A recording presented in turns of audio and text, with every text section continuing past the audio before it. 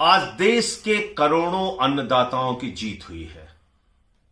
अन्नदाताओं की आंदोलन की बदौलत, लंबे संघर्ष की बदौलत, उनकी शहादत और कुर्बानी की बदौलत नरेंद्र मोदी जी की अहंकारी और तानाशाह सरकार को झुकना पड़ा और तीनों काला कानून वापस लेना पड़ा। ये तीनों काला कानून वापस क्यों लिया गया है? क्योंकि चुनाव दर चुनाव नरेंद्र मोदी जी की सरकार को सबक सिखा रहे थे किसान भाई, सबक सिखा रही थी इस देश की जनता, सबक सिखा रहे थे इस देश के अन्नदाता, और चुनाव में हार के डर से उन्होंने ये काला कानून वापस लिया है। मैं पूछना चाहता हूं नरेंद्र मोदी जी से, आप किस बात का इंतजार कर रहे थे? किसान भाइयों को आतंकवादी कहा गया, खालिस्तानी कहा गया, मवाली कहा गया, उनके सामने तार बिछाए गए और दुश्मन देश के नागरिक की तरह उनसे व्यवहार किया गया, उनको इस देश का दुश्मन बताया गया। तब आप मोदी जी खामोश थे और ये तीनों काला कानून वापस नहीं लिया गया। 750 किसानों ने अपनी शहादत दी, कुर्बानी दी, ये काला कानून वापस नहीं लिया गया।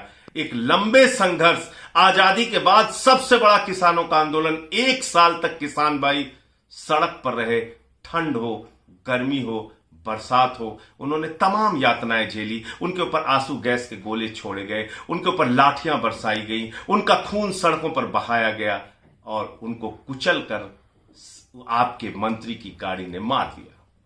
तब आप खामोश रहे।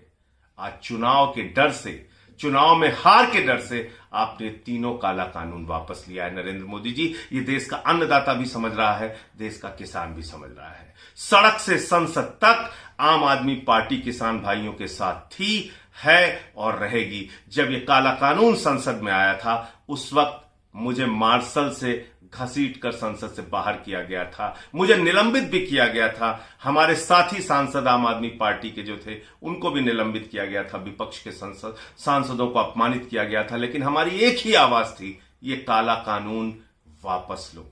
ये काला कानून इस देश में लागू नहीं होना चाहिए। आज 1 साल के किसान आंदोलन की ये जीत है जो ये काला कानून आपको वापस लेना पड़ा है। मैं फिर से कहना चाहता हूं, आम आदमी पार्टी के नेता अरविंद केजरीवाल जी और आम आदमी पार्टी का एक एक कार्यकर्ता आज किसान भाइयों को बधाई देता है। किसान आंदोलन में पहले दिन से केजरीवाल जी और पूरी पार्टी साथ थी, है